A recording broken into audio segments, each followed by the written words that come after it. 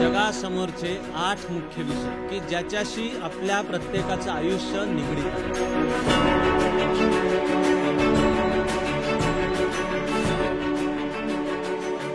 की माझ्याही मेंदूत भारत धुमसत असतो आणि हा मेंदूत धुमसणारा भारत घेऊनच मी जगतो, लिहितो, बोलतो, तास देतो, जमेल ते काम करतो माझ्याकडे. तुमच्या पण असला पाहिजे.